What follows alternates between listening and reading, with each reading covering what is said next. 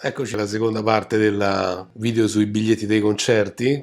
Sarò ripetitivo, ma se ancora non l'avete fatto, iscrivetevi al mio canale Radio Dario Berlin Rome. È il modo in cui potete sostenere quello che faccio con grande passione, però ho bisogno del vostro supporto, quindi grazie.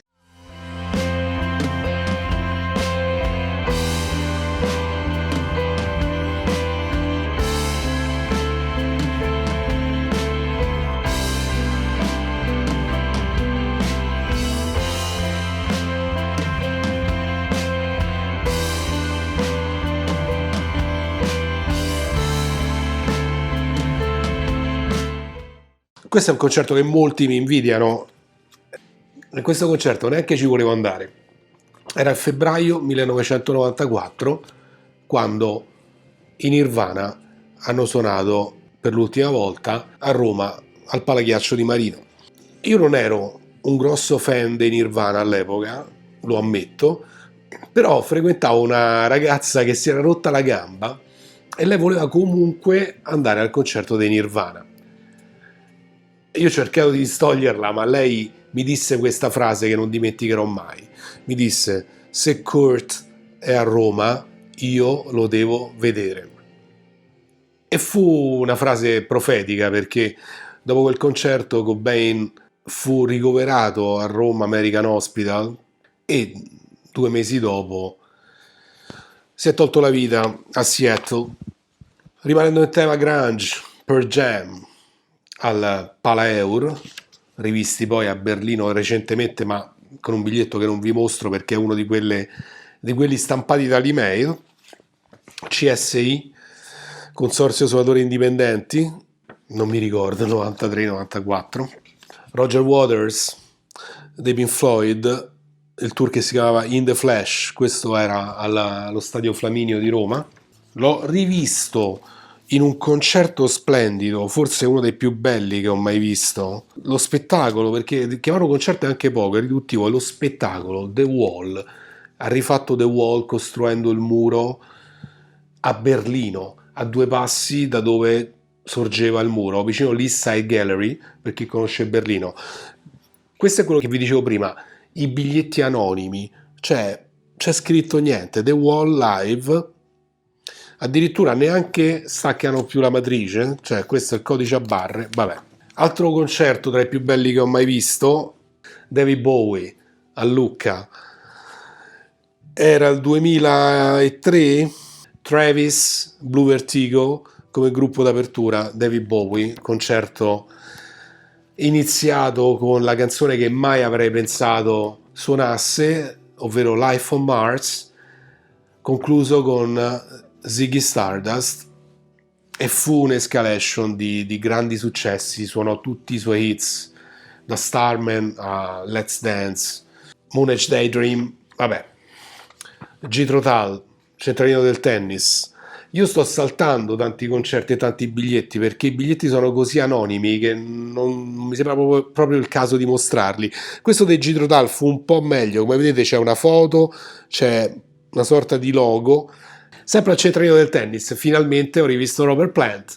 Sì, dico ho rivisto perché nel frattempo l'avevo visto con la Band of Joy, gratuitamente a Enzimi, ma questo fu un concerto splendido. Peccato il biglietto così brutto, però almeno c'è scritto Robert Plant con un font un po' carino. Questo fu un concerto formidabile, una band molto preparata, suonò tanti classici delle Zeppelin, da Baby I'm Gonna Leave You a Thank You, Misty Mountain Hop, finito con Wall of the Love, con tanto di Theremin. Gran concerto. R.E.M. allo Stadio Olimpico, alla curva dell'Olimpico. Questo ve lo mostro, anche se è molto brutto come biglietto, perché è Chuck Berry che suonò al Teatro Sistina e fu un concerto favoloso nel 2005. Mi sono conservato questo volantino proprio perché il biglietto era così anonimo, almeno ho il volantino, e dice Chuck Berry, ovvero 50 anni di rock and roll. In quell'occasione lui alla fine del concerto uscì dall'entrata principale dove eravamo tutti noi che avevamo appena assistito al concerto ed eravamo increduli, non ci sembrava vero. Riuscì a toccargli una spalla E poi lui salì su una macchina che era parcheggiata lì proprio davanti all'ingresso, era con una signora bionda. Lui molto gentilmente, davvero gentleman, aprì lo sportello, la fece salire, la fece accomodare e poi si mise alla guida e a Via Sistina a Roma Chuck Berry ha guidato chissà per andare dove. U2, Stadio Olimpico, biglietto ancora una volta anonimo, ma almeno c'è il logo.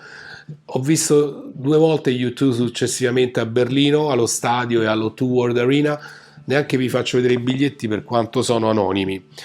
PFM, premiata Forneria Marconi, vista 1 miliardo di volte, biglietti bruttissimi, qui almeno c'è un piccola immagine della band. Massive Attack, vedete, biglietto anonimo, Roma, rivisti a Berlino. Di questo, per esempio, The Who, Arena di Verona, c'è il loro logo, almeno quello, ma quanto avrei voluto avere un biglietto più bello di questo. Stessa cosa per The Rolling Stones, visti una sola volta, biglietto ridicolo. Police a Torino, un altro biglietto anonimo, però anche qui ho conservato un piccolo flyer che ho preso, era il Reunion Tour il 2 ottobre del 2007 a Torino, allo stadio, era il compleanno di Sting, fu un concerto bellissimo. Neil Young, biglietto anonimo. Ringo Starr all'Auditorium, alla Cavea, biglietto anonimo. Rivisto a Berlino qualche anno dopo, un altro biglietto anonimo. Stessa cosa per Portishead a Berlino, a Zittadelle Spandau. Mi sono conservato questa specie di piccola immagine, questo francobollo per ricordo. Gran concerto. Sigur Rós, visti almeno 4 volte, biglietti orribili, qui almeno c'è il loro logo.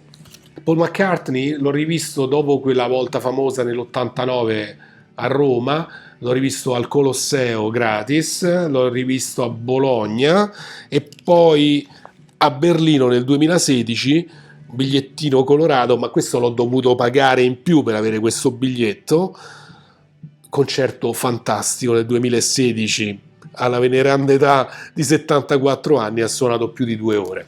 Coldplay, un altro gran concerto, sempre a Berlino, questo all'Olympiastadion. Il biglietto, vabbè, non è un granché, però ho, e non l'ho qui con me, una sorta di braccialetto, non capivo la motivazione di questo braccialetto di plastica che sembrava un orologio che ci diedero all'entrata, ma all'improvviso questi braccialetti si illuminavano tutti di un colore e quindi tutto lo stadio diventava verde o giallo o blu. Fu veramente un grande effetto scenico e come pubblico mi sono sentito parte delle luci del concerto. Gli ultimi 2 biglietti che ho colorati, un po' vecchio stile, sono Franz Ferdinand al Tempodrome di Berlino e l'ultimo tour di Lynyrd Skynyrd al Max Schelling Halle di Berlino nel 2018. Per avere questo biglietto qui oggi, stampato, colorato, devi pagare qualche euro in più. Per alcuni l'ho fatto, per altri no. Io mi auguro che questo video vi sia piaciuto, spero di non avervi annoiato troppo con i miei racconti, con le mie storie. Se siete anche voi dei nostalgici di questi biglietti, scrivetemelo nei commenti. Sarei curioso di sapere anche qual è stato il primo concerto che avete visto. Sottoscrivete il canale Radio Dario Berlin Rome e ci vediamo presto. Alla prossima. Ciao.